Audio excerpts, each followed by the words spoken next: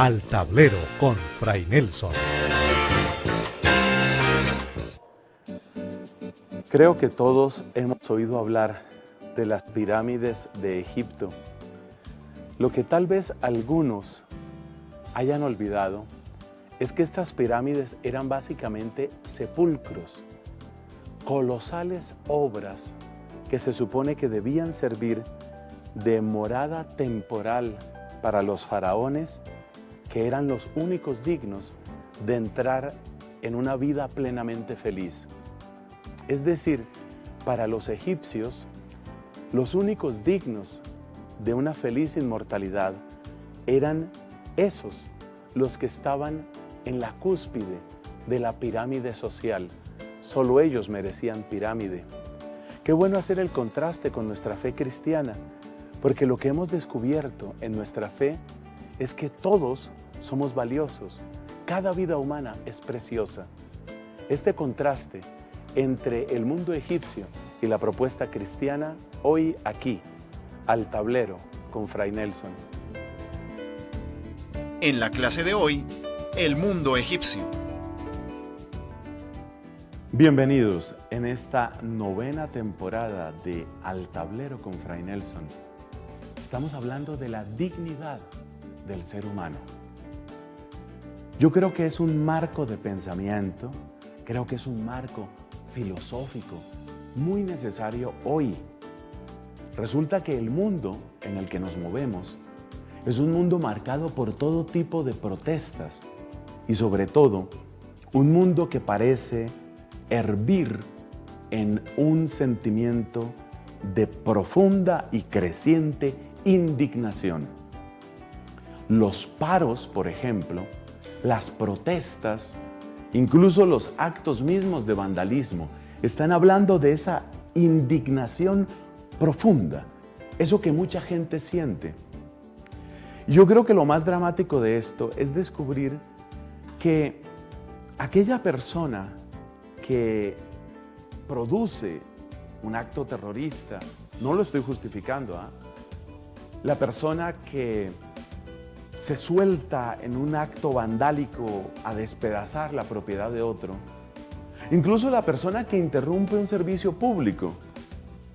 A mí me llamó mucho la atención, por un lado, la legitimidad de las protestas en el paro agrario que tuvimos en Colombia hace unas semanas. Pero también me llama la atención cómo los que estaban protestando, y repito, con razones muy claras y muy entendibles, no dejaron pasar misiones médicas. Es decir, por ejemplo, ambulancias que tenían que llevar enfermos de gravedad. Y al interrumpir el paso, al no dejar el tránsito para una misión médica, se perdieron también vidas humanas. ¿Cómo analizar, cómo situar adecuadamente esta compleja realidad? Porque, repito, por un lado, hay una razón para las protestas, no es un capricho, hay una razón. Hay un olvido consuetudinario, creciente, doloroso, de la clase campesina, eso nadie lo puede negar. Un olvido que tiene además el sello repugnante de la ingratitud, porque todos nos alimentamos del campo, todos. Y todos necesitamos del campo y todos somos deudores del campesino. Nadie duda entonces de la legitimidad de la protesta. Pero observa cómo la protesta termina dañando a otros hasta el punto incluso de producir algunos muertos. Hay personas que no podrán celebrar Año Nuevo porque murieron durante estas protestas. ¿Qué significa eso? ¿Por qué el mundo llega a esos extremos? ¿Por qué parece a veces que la única manera de hacerse escuchar es destruir al otro? ¿Por qué parece que para que tú me escuches tengo que dañarte?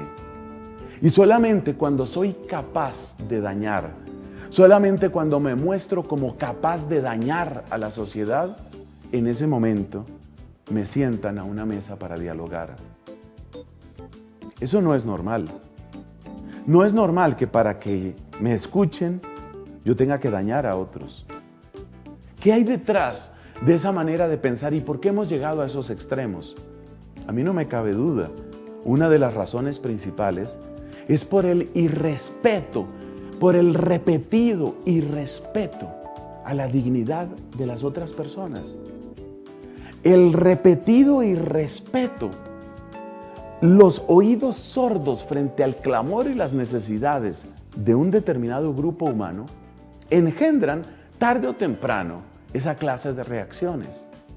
Por eso, cuando nosotros hablamos de dignidad de la persona humana, cuando hablamos del valor intrínseco de la persona humana, no nos estamos refiriendo simplemente a una discusión de salón. Aquí no estamos hablando solamente de lo que se puede conversar, quizás con cierto aire divertido en un aula de clase. Estamos hablando de aquellas personas, de aquellos hombres y mujeres que si son irrespetados una y otra vez, definitivamente van a llegar a un punto en el que por su indignación toman algún tipo de represalia. Y esas represalias fácilmente inician lo que ya hemos oído varias veces y lo hemos oído sobre todo de la boca de nuestros papas. Espiral de violencia. Como el Estado se olvida de mí, entonces yo produzco una agresión, pero el que se siente agredido dice yo no soy el culpable, entonces responde con otra agresión. Multiplica ese ciclo 10 veces, 1000 veces, 1.000.000 de veces y encuentras un país en violencia y encuentras una espiral de violencia. Y cada uno cree tener siempre una razón para obrar como está obrando. Es más o menos lo que sucede en muchas otras partes. Son las luchas étnicas, las luchas raciales en muchos lugares del mundo. Estamos hablando de millones de personas torturadas, mutiladas, quemadas vivas, violadas, asesinadas en Ruanda. Algunos hablan de cerca de 3 millones de personas que sufrieron un espantoso infierno. Y todo empieza así. Yo me siento irrespetado, mi raza, mi tribu se siente irrespetada, ataca a la tuya, pues nosotros no creemos ser culpables, entonces atacamos los unos a los otros y los otros a los unos. ¿A dónde vamos a llegar así? ¿A dónde llegan las protestas? ¿A dónde van a terminar ese tipo de protestas? A veces las luchas no alcanzan ese límite tan lamentable de pérdida de vidas humanas, pero pueden significar otro tipo de pérdidas. Pensemos lo que sucede en el plano económico cuando en una empresa, por ejemplo, el que tiene la posesión de los medios de producción, lo que usualmente se llama el capitalista, el dueño del balón, el dueño de la empresa, empieza a jugar este terrible juego. ¿Cuál es lo mínimo? ¿Qué es lo mínimo que yo le tengo que dar a esta gente? Y empieza a disminuir, a mantener el sueldo en lo mínimo y la exigencia en lo máximo. Y si no reclamas tus horas extras, no te las pago. Y en esa tónica establece realmente un régimen de explotación con el obrero, con el empleado, que es el que le está dando de comer, que es el que lo está haciendo rico. Entonces luego resulta que esos obreros se asocian y forman un sindicato, y entonces el sindicato empieza a pelear con la empresa. Pero aquí se repite el mismo esquema que dijimos antes, y esa también es una espiral de violencia. Porque resulta que el sindicato se da cuenta que puede sacar mucho más y todavía puede pedir otra cosa. Y yo conozco casos en los que el sindicato se crece tanto en sus pretensiones que llega a poner en peligro, o de hecho, a destruir la empresa. Empresas destruidas económicamente, llevadas a la quiebra, llevadas al desastre por sus propios empleados. El resultado final, la liquidación de la empresa, algunos resultan más o menos bien liquidados y ya tienes un buen contingente de desempleados que no importa cuánto dinero les des, muy seguramente van a terminar engrosando el porcentaje de mendicidad dentro de un país. ¿Te das cuenta la espiral cómo funciona? ¿Te das cuenta cómo el irrespeto al derecho del otro, el irrespeto a la dignidad del otro, dispara una espiral de violencia? Podríamos mencionar muchísimos otros ejemplos. Podríamos mencionar el caso del hombre y de la mujer. Yo he conocido, por ejemplo, esta historia. Matrimonios que se han celebrado y a veces no están ni siquiera casados, sino lo que llaman unión libre. Matrimonios que están casados en un país como Perú, como Ecuador, como Panamá, como Colombia, como México. Y ese matrimonio, tratando de buscar mejores condiciones económicas, sobre todo, va a otro país. Entonces van a Inglaterra, o van a Canadá, o van a Francia, o a Australia. Y yo he visto este cuadro, es que lo he conocido, esto no me lo estoy inventando. Resulta que el hombre utilizaba un lenguaje agresivo y era el retrato mismo de eso tan vergonzoso que se llama machismo. Esa manera de oprimir y de insultar y de burlarse y de usar a la mujer, porque es mujer. Fíjate, estamos hablando otra vez. Repetido irrespeto a la dignidad del otro. Repetido irrespeto. Viajan a un país que tiene un régimen legal distinto. Las mujeres empiezan a descubrir allá que ese régimen legal es diferente. Y las mujeres entonces le dan la vuelta a la situación. A meter al esposo a la cárcel o a dejarlo tirado, abandonado. Yo me voy y me voy con otro y trata de hacerme algo para que veas lo que te va a pasar. Esa es otra espiral de violencia. Entonces yo hago esta pregunta: ¿cuántas espirales de violencia realmente necesitamos para darnos cuenta del valor intrínseco que tiene la persona humana? Para darnos cuenta que la única manera, el único camino, es reconocer ese valor en el otro. Pero la pregunta es, ¿desde qué momento hay que reconocer ese valor? ¿Desde cuándo surge ese valor? Y aquí hay una enorme contradicción en países que incluso se supone que deberían ser referencia, tal vez por su altura tecnológica o por no sé qué otras razones.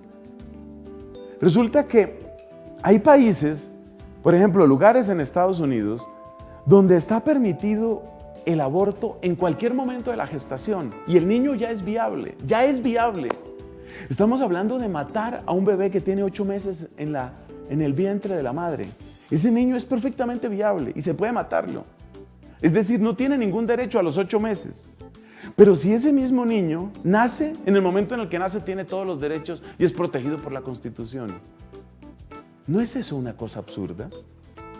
Es decir, dentro de la mamá no tiene ningún derecho.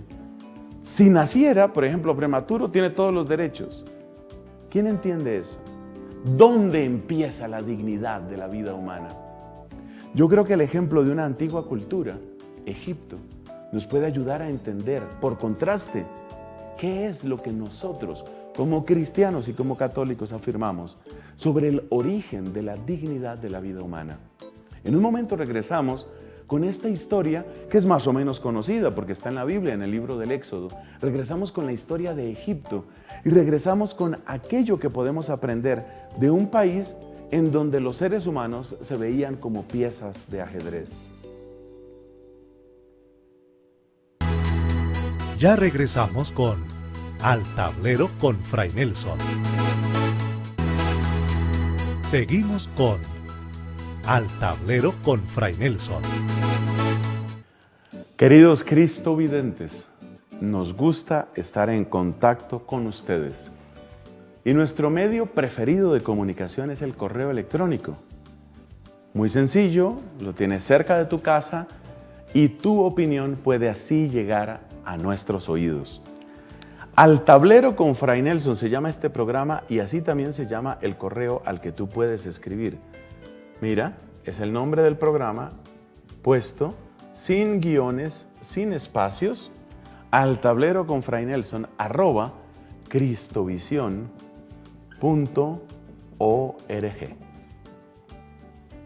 Ese es el correo. donde tú puedes enviar tus preguntas, tus sugerencias, tus palabras de ánimo, que también nos hacen mucho bien, tus críticas, que nos ayudan a mejorar. Y quiero que tengas también este otro correo, amigos@frainelson.com. Este es un correo a donde puedes escribir para solicitar evangelización católica todos los santos días, amigos@frainelson.com. Y tus preguntas y comentarios de este programa aquí, al tablero con Fray Nelson, @cristovision.org.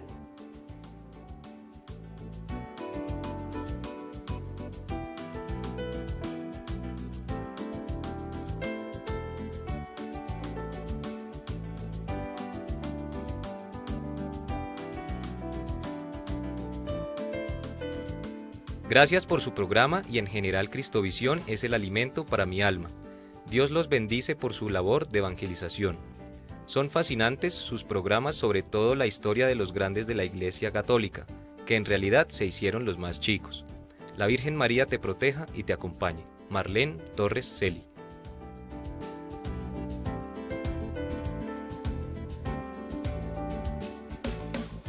Gracias. Qué bueno es poder utilizar estos medios modernos para comunicarnos en un instante. Lo felicito por todos los programas que hasta el momento se han emitido por Cristovisión. Que el Espíritu Santo lo siga iluminando con todos sus dones para que transmita a todos los católicos su conocimiento y sabiduría y aprendan a discernir los temas tan maravillosos que usted expone con humildad y amor hacia los cristovidentes. Respetuosamente, un católico leal, Germán Benavides Montaña.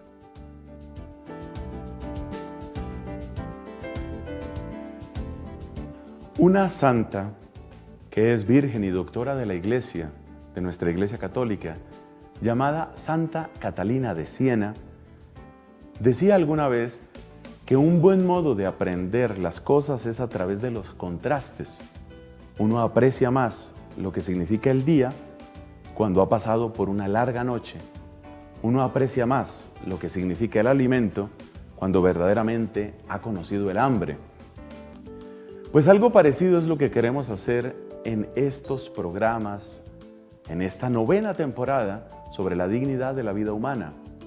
Nos estamos asomando a algunas culturas del mundo antiguo. La vez pasada dábamos algunos ejemplos de Grecia y de Roma. Ahora quiero mencionar 3 ejemplos sobre la situación en Egipto. Esto puede ser un poco más conocido porque muchos de nosotros hemos oído varias veces la historia de lo que sucedió en la época del faraón.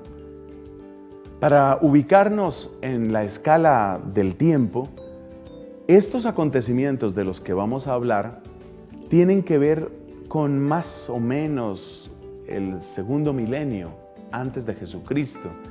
Y si hablamos del Éxodo, estamos hablando del siglo XIII antes de Cristo. Algo así como 1300 años antes del nacimiento de nuestro Señor y Salvador Jesucristo. ¿Qué nos encontramos en Egipto? Indudablemente una cultura floreciente, una cultura impresionante, una cultura que piensa en grande y que mira la grandeza sobre todo como una victoria sobre la muerte y sobre el tiempo.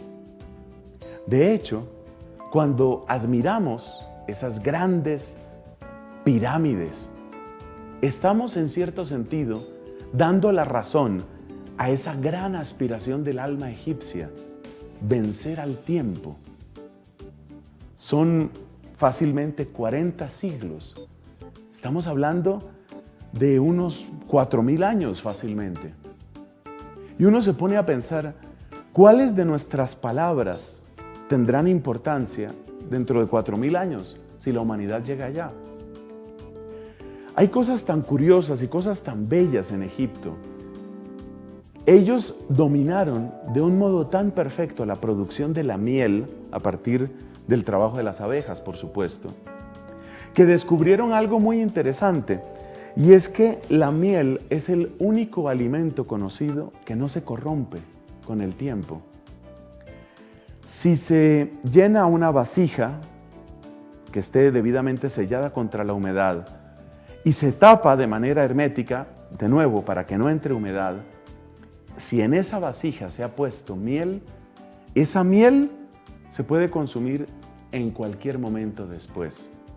De hecho, cuando los arqueólogos entraron en las pirámides egipcias, encontraron que junto a los sarcófagos que contenían los restos mortales, y entre ellos, por supuesto, varias momias de estos grandes líderes del mundo egipcio antiguo, encontraron que también había alimentos o vasijas que habían contenido alimentos.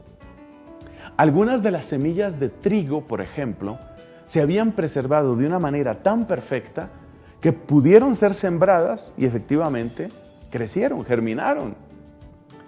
Pero la semilla de trigo no es algo que se suela comer directamente. No es veneno, pero no es algo que se consuma directamente. Las vasijas de miel se podían destapar, se podía sacar un poco de miel, echárselo a una tostada y comértelo. Impresionante. Miel de hace miles de años. Ellos llegaron a dominar esas técnicas porque para ellos era indispensable vencer la muerte. Y querían vencer la muerte porque estaban convencidos de que la inmortalidad es el gran don de los dioses. Pero la inmortalidad no era para todos. La inmortalidad era fundamentalmente para el faraón y para su familia. Lo mismo que sucedió en México, lo mismo que sucedió en México con los aztecas, lo mismo que sucedió en Perú y en Bolivia y en otras regiones donde estuvo el antiguo imperio inca, así también en Egipto, la idea era que la familia real tenía origen divino. En el imperio inca se miraba al Inca como el hijo del sol. Muy parecida era la manera de pensar de los egipcios. El faraón era de familia divina, es decir, no era un ser humano como los demás, sino que en sí, su ser era como una manifestación de Dios. Y ellos llevaban esta idea hasta un punto realmente impresionante, porque para ellos era tan claro que el faraón pertenecía a una raza distinta, una raza divina, que el faraón no podía casarse con una mujer, es decir, con una mujer del pueblo. No podía tener intimidad o sexo con una mujer del pueblo.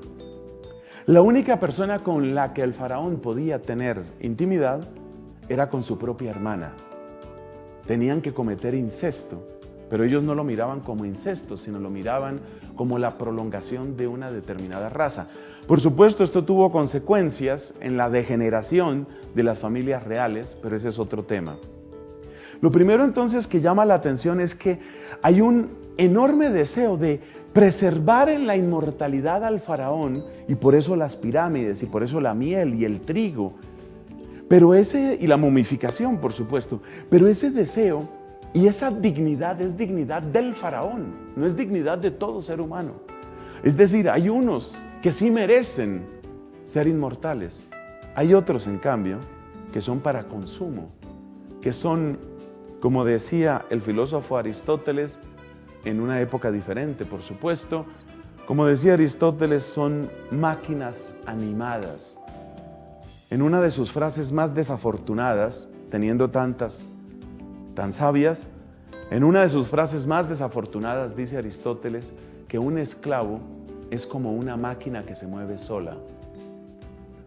Pues así pensaban también los egipcios, y así como es necesario tener un buen cuidado del ganado para que la carne quede de buen sabor, o así como hay que cuidar las plagas en un cultivo de papas para que las papas se puedan usar, o así como hay que dar buen pasto y hay que cuidar con buenos insumos a los toros de casta para que den una buena faena, eso para la gente a la que gustan las corridas de toros.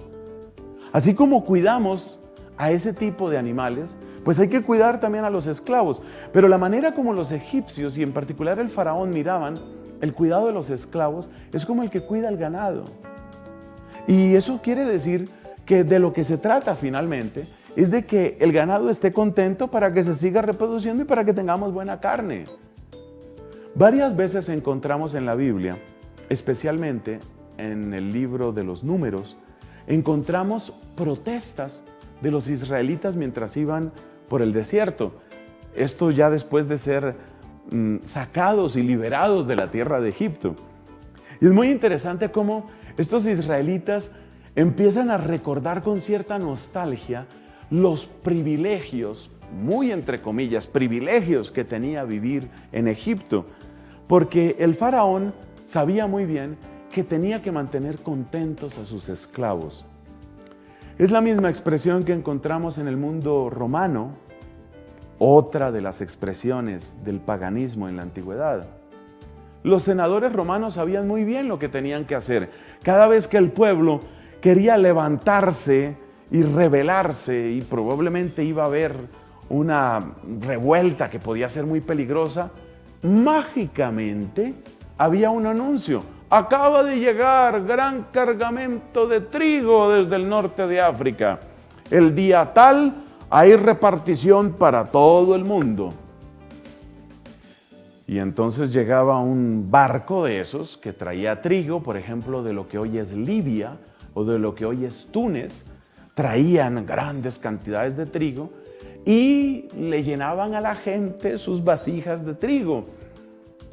Y por eso viene la expresión panem et circenses, pan y circo, para aplacar al pueblo, para tener felices a los esclavos. Cada vez que van a protestar, pues se arma un gran espectáculo en el Coliseo romano.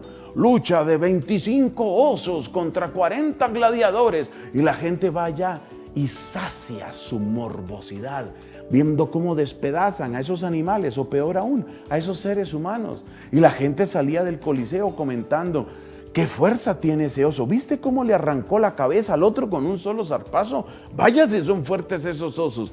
Y la gente, con ese entretenimiento malsano, morboso, ya quedaba tranquila. Esclavos felices. Lo mismo hacían en Egipto, de vez en cuando a repartir comida, carne con cebolla, que eso era una delicia, pues como sabían prepararlo, y los esclavos contentos, los esclavos felices, pero seguían siendo esclavos, y en realidad se les seguía tratando como ganado, es decir, se les tiene contentos para mejor explotarlos. ¿En dónde se nota eso? Se nota aquí que los niños eran de intercambio. Como los israelitas no se mezclaban con los egipcios, entonces el faraón llegó a una conclusión: vamos a matar a los varones. Se acabó. Matamos a los varones y por consiguiente empezará a quedar toda una generación de niñas israelitas que no tienen con quién casarse. Aunque voy a utilizar una expresión horrible, no tienen con quién aparearse, porque eso es lo que él estaba pensando, como el que aparea ganado, como el que cambia una raza, como el que dice: tengo que mezclar a estos con estos para que me dé esto. Así maneja él las cosas. Y por eso decide que hay que matar a los niños. Y entonces los niños, mira, los niños son de intercambio, ¿sí? Como las piecitas de ajedrez. Entonces, esos niñitos israelitas, mira, me los botas allá al Nilo, son de intercambio. Fue lo mismo que dijo Mao Zedong, cuando sus técnicas de guerra estaban significando la muerte de decenas de miles. Hubo combates en donde perdió decenas de miles de sus soldados que estaban muy mal armados. Y entonces la respuesta de Mao Zedong fue muy sencilla. Sí, murieron 10,000, pero esos los hacemos en una noche. Son de intercambio. Esa es la concepción del valor de la vida humana en Egipto, en la China comunista. Por eso tienen ese problema de la cantidad de abortos en razón de género. Es mujer, se aborta, así de sencillo. Es eso, ese es el mundo pagano, niños de intercambio. El ser humano se convierte en una pieza que se puede reemplazar. Pero hubo uno que pensó distinto. Hubo uno que vino a contarnos que somos amados de Dios hasta el extremo de la sangre en la cruz. Y ese se llama Jesucristo. Y eso se llama descubrir el valor de la vida humana.